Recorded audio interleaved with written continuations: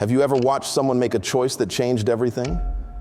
Not a career move, not a trade, but a decision that felt bigger than human. I was there when the air inside the Lakers facility went still, when the greatest player of our generation looked up at something I couldn't see and nodded. Before the world called him the greatest of all time, he made a deal, and I can still hear the bounce. I never planned to work for the Lakers. It just happened.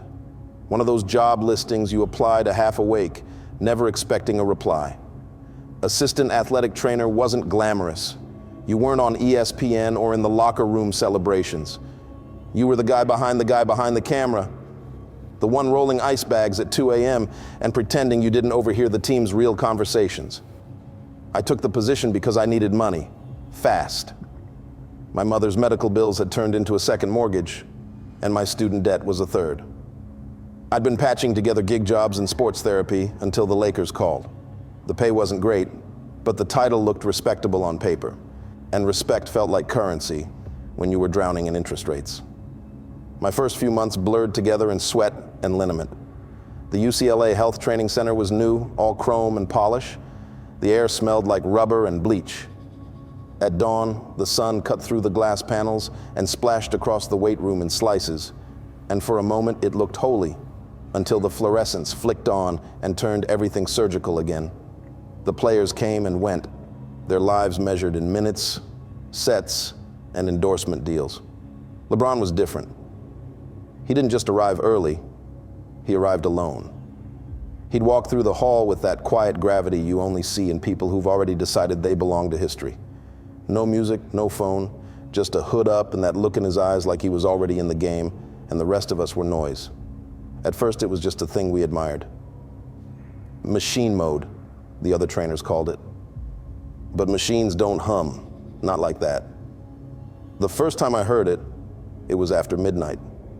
I was finishing rehab notes in the staff office when I caught a steady rhythm through the vent. Bounce, pause, bounce, faint, hollow, too perfect. Nobody should have been on court that late. I told myself it was a janitor, but the custodial crew clocked out hours earlier. Curiosity ate through my fatigue. I stepped into the hallway, lights buzzing overhead. The sound grew clearer, rubber meeting hardwood in measured intervals. I followed it past the treatment room, past the weight rack, until I reached the glass doors to the main court. LeBron was there, alone. The court was dim except for one light above him, like a spotlight God forgot to turn off. He was dribbling slowly, talking under his breath. At first I thought he was praying, but his tone was wrong, flat, transactional. Every time the ball hit the floor, he murmured something back to it. The words broke through the acoustics and found me. We're good. You hear me? I'm the best. I got you, thump. They can't touch me. Thump.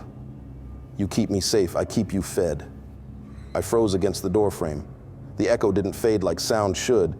It stacked in the rafters, layer over layer, until it sounded like someone else was bouncing with him. A second ball, out of sync by half a beat. LeBron stopped dribbling. The sound didn't. One last bounce hit the floor without his hand moving. He lifted his head and looked straight at me through the glass. For a moment, his eyes weren't brown. They were empty. No pupil, no white, just a dark void that swallowed the light around it. Then he blinked, and they were normal again. He smiled, small and tired, like a man who'd finished a shift. Picked up the ball, tucked it under his arm, and walked past me without a word. The air he left behind felt charged, static, crawling across my skin. I told myself it was the HVAC. That's what people do when they see something they can't process. They rename it until it fits in their world. The next morning, everything was normal. Guys laughed in the training room, the weight machines clanged, and the ball rack was full. LeBron joked with a rookie about free throw form. No mention of the night before. I waited for someone else to say they'd heard the dribbling. No one did. By lunch, I was half convinced I'd dreamed it. Sleep deprivation makes you see patterns and shadows. I had plenty of that. Still, that night when I locked up, I found myself looking back at the court windows. The lights were off, but the reflection looked wrong. One panel seemed to ripple, as if someone inside had moved. I told myself it was a draft and kept walking. I didn't realize until I reached the parking lot that the sound had followed me. A dull, distant bounce somewhere behind me every few steps. When I stopped, it stopped. When I walked again, it resumed, half a second late, like an echo with lungs. I turned around, empty lot, chain link fence shimmering under street lights, my own breath condensing in the cold. But I swear I saw something orange at the edge of the asphalt, a ball rolling gently against the curb without wind. That night, I couldn't sleep. Every time I closed my eyes, I heard the thump of rubber and the whisper that came after, "We're good." By the end of that week, I started noticing other things too subtle to explain. Light panels flickering when he walked by, a metallic taste in the air during his stretch sessions, female staffers going quiet when he entered, their faces soft and unfocused for a second, like they'd forgotten where they were. No one talked about it.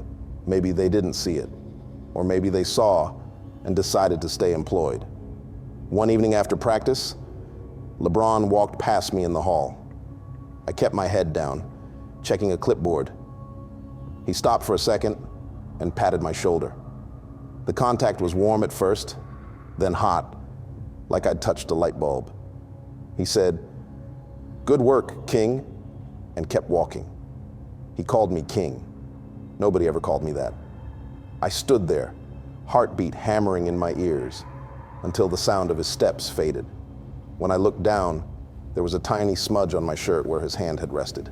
Dark, almost sooty. It rubbed off like ash. I told myself it was resin from the weight room. That's the thing about lying to yourself. It gets easier the more you owe. By Sunday night, I'd written 3 notes to myself on my phone. Check security footage after midnight. Don't be alone in the court. If it starts talking back, leave. I never deleted them. They're still in my cloud, somewhere between grocery lists and hospital reminders. I didn't see him alone again for a while, but every night I locked up, I heard that dribble in my head, steady as a heartbeat. And sometimes, when the gym was quiet enough, I could swear the ball was answering back. I tried to convince myself that what I saw that night didn't matter. Guys like LeBron don't get questioned. They're myth in motion. People don't ask why a myth stays after hours talking to a ball like it's alive. They just record the stats and stay quiet. That's what I did too, for a while. Weeks passed. The rhythm of the season wrapped around me like a blanket. Players joked, trainers griped about sore backs, and the smell of muscle rub and rubber mats became home. LeBron was his usual self, smiling, calculated, always in command. If he was hiding something, he hid it like he'd been doing it for years. But the longer I worked there, the more I noticed a pattern.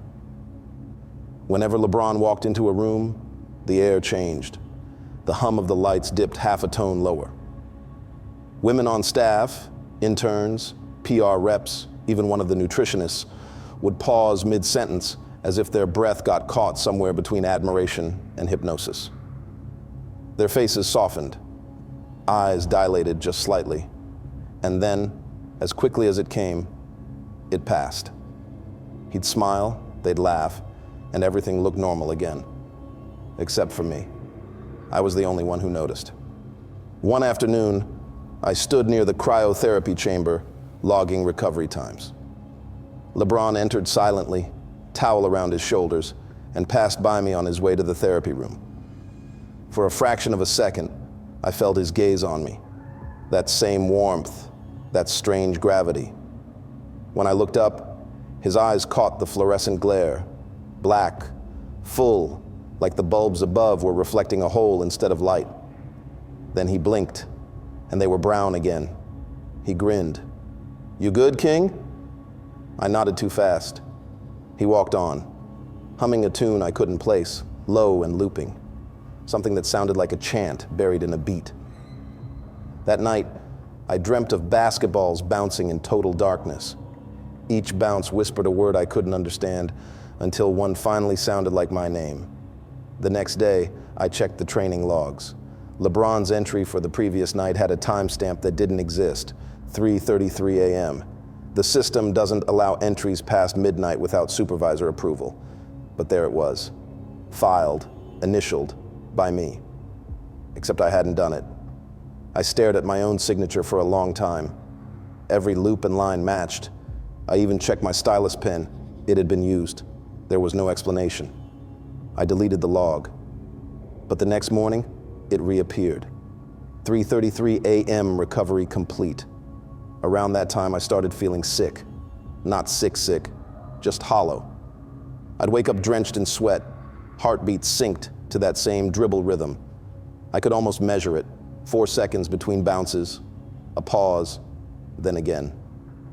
Sometimes I'd hear it under my desk during team meetings. Nobody else reacted. Maybe they couldn't hear it. The janitor could. One night I ran into him in the hallway, older guy named Reggie, been with the organization for 20 years. I mentioned the lights flickering. He laughed nervously, said, "Yeah, they do that when he's here." "When who's here?" "You know who." He pointed upward, like toward the ceiling or heaven. "But it ain't God, man." Reggie quit the next week. Didn't pick up his last check. 2 nights later, I stayed late to restock equipment. The building was empty except for security down front. I finished my rounds, logged the hours, and headed for the exit. Halfway through the hallway, motion lights clicked on one by one ahead of me. Click, click, click, leading me toward the practice court. At the end of the corridor, I saw it again, that faint orange glow bouncing under the doorframe, a rhythmic pulse. I should have walked away. Instead, I pushed the door open. The court was dark, except for one light above the center circle. No players, no staff, just a basketball resting perfectly on the logo. It bounced once, on its own. My breath froze in my throat. The ball rolled slowly toward me, as if nudged by invisible fingers. I stepped back. It stopped. Then it rolled again, brushing the toe of my shoe before tipping over onto its side. I kicked it away, hard. It hit the far wall and stopped dead. No rebound, no roll. Just silence. Then came the whisper. Not from behind me, not from anywhere really. It was inside my ears, like the air itself had learned how to talk. "We're good." I turned and ran. Didn't grab my bag, didn't clock out, just sprinted down the hallway, heart hammering in rhythm with phantom bounces behind me. When I reached my car, I looked back through the glass doors. LeBron was standing inside, hands on his hips, calm as ever. He wasn't looking at me. He was looking at the court, at the ball, and smiling. I stopped sleeping. Every time my eyes closed, I heard the ball. 4 bounces, a pause, then a whisper threaded through the silence. "We're good." I started leaving the TV on just to drown it out. But the hum of late-night commercials began to sound like a heartbeat. Even my fridge seemed to click in rhythm. By the end of the month, I was running on caffeine, fear, and debt. That's the mix that makes you do stupid things. It was a Thursday, quiet, off day for the team. The others had gone home hours ago. I stayed behind to reorganize supplies, or maybe just to prove I wasn't afraid. The halls felt heavier, like the air carried weight. My badge light flickered as I swiped into the locker room wing. Then came the smell. Not sweat, not disinfectant. Something sweet and metallic, like spilled cognac left to rot. I followed it past the whirlpool room until I saw a faint light under the door of the main locker room. The clock above me read 3:33 a.m. The door was unlocked. Inside, the place looked wrong. The fluorescent bulbs overhead were off, but a single amber glow leaked from a corner, coming from a bottle resting on the bench. A bottle of Hennessy VSOP. LeBron sat in front of his locker, elbows on his knees, staring at the bottle like it was a mirror. Shadows clung to him. They didn't move when the air vents did. He didn't look surprised to see me.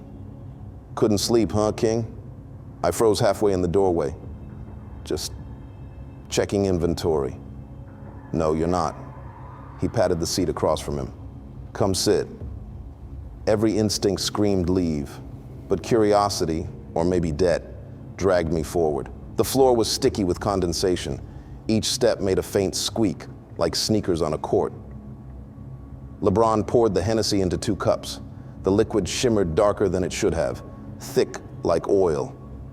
He slid one toward me. To longevity, he said, raising his glass. The sound of his voice filled the room, echoing deeper than the walls should allow. I didn't touch the cup. He smiled. Not the kind you see in press conferences, but something older, almost fatherly. You ever wonder why some people last and others don't? Talent fades, bodies break, but greatness, he tapped his chest. Greatness needs maintenance. The shadows behind him shifted, rippling like heat waves. I realized they weren't cast by light at all.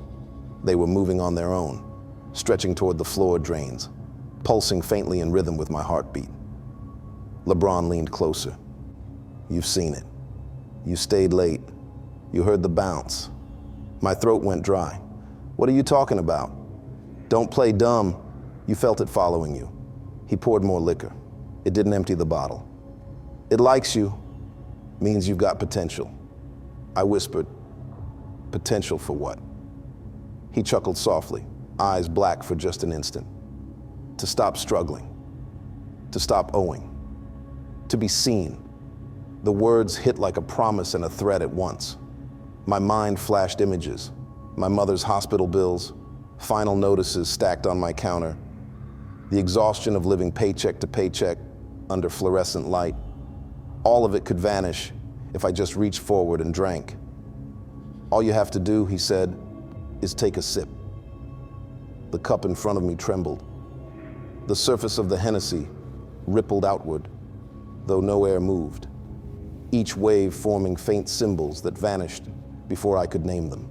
Behind him, I heard the bounce, slow, heavy, from nowhere. With every thud, whispers layered over each other, thousands of voices chanting statistics, awards, commercials, records. They built a chorus around his name. LeBron's pupils expanded until his eyes were nothing but black mirrors. Inside them, I saw flashes, finals trophies, cheering crowds, gold light swallowing faces, and beneath it all, something crawling, faceless and hungry, wearing his jersey. Drink, the voices said together. You'll never lose again. My hand moved without permission. The cup was cold despite the warmth of the room.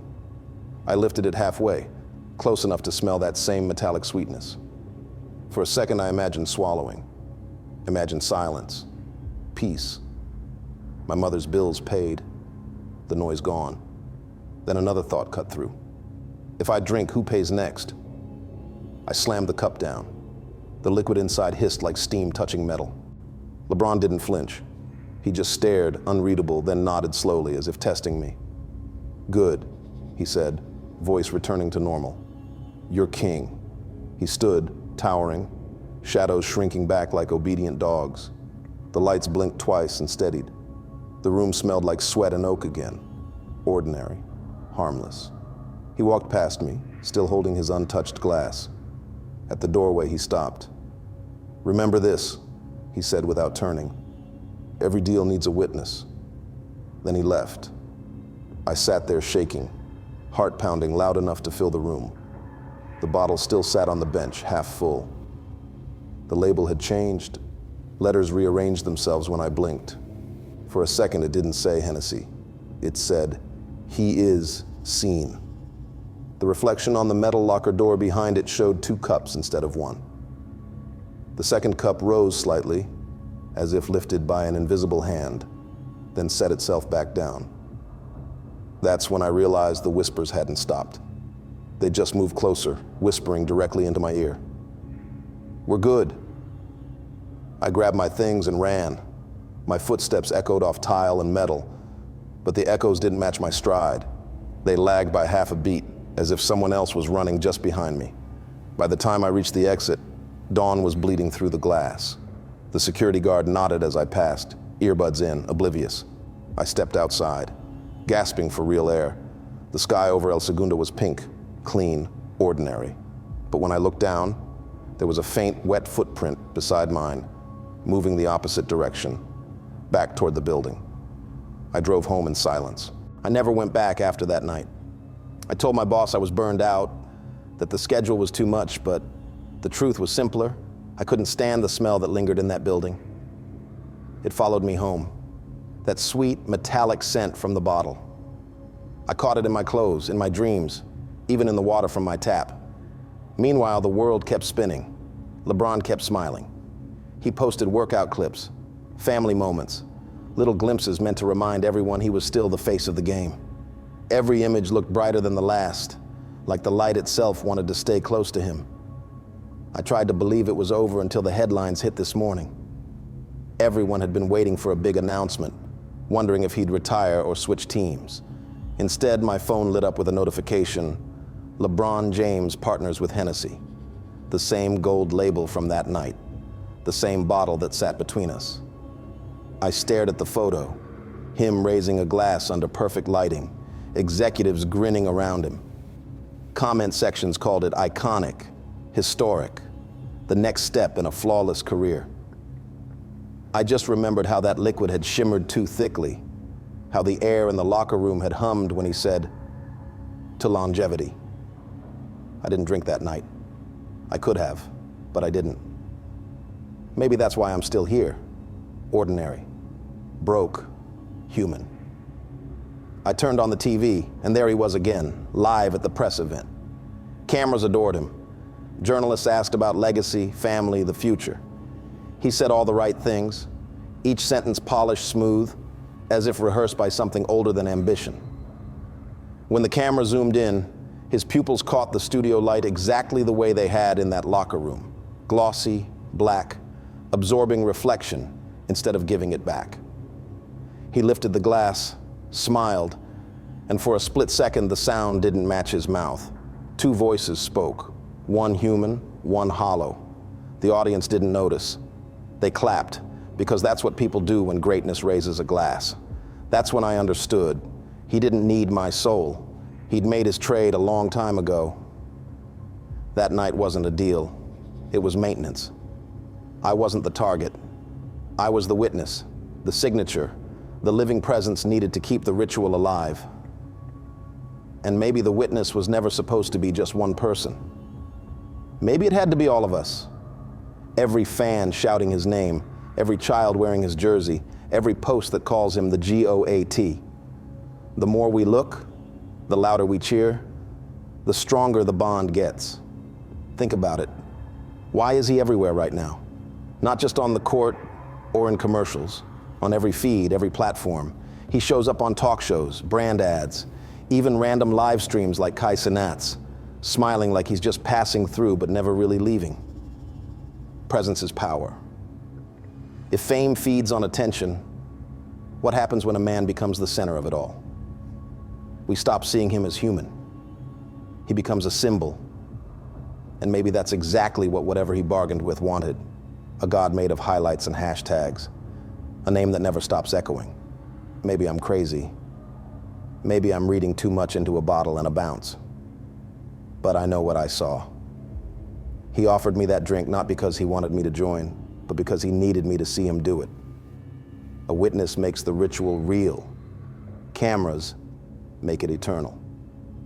When he lifted that glass on live television, millions of us became his witnesses again. That's how these things survive, through attention disguised as admiration. I didn't sell my soul that night. I could have, but I didn't. Still, sometimes I wonder if refusing mattered, because whenever his face flashes across a billboard or a stream, something in my chest hums along, steady as a heartbeat, waiting for the next bounce. Maybe you feel it too and just call it excitement. Maybe that's how it works. Keep the witnesses entertained, and they'll never ask what they're watching. I don't think LeBron James is evil. Maybe he's just part of something too big to see. But every time he smiles into a camera, every time the world stops to celebrate him, that ancient rhythm moves through the crowd. It's in the applause, in the click of the share button, in the quiet after the ad ends. That's the real echo. And the longer it goes on, the more it owns us. So, let's talk about it. Drop your thoughts in the comments. I'm not here to convince you of anything. I just want to understand this new kind of entertainment, where worship looks like fandom and fame feels like faith. Why is LeBron James everywhere? Why does he keep showing up in spaces he doesn't need to be? In podcasts, on TikTok, on live streams with kids who grew up watching him. Why doesn't the spotlight ever turn off? Maybe we're not just watching history. Maybe we're helping it repeat itself. I didn't sell my soul that night. I walked away. But I think LeBron did a long time ago. And now he doesn't need any more deals. He just needs witnesses. And right now, that's all of us.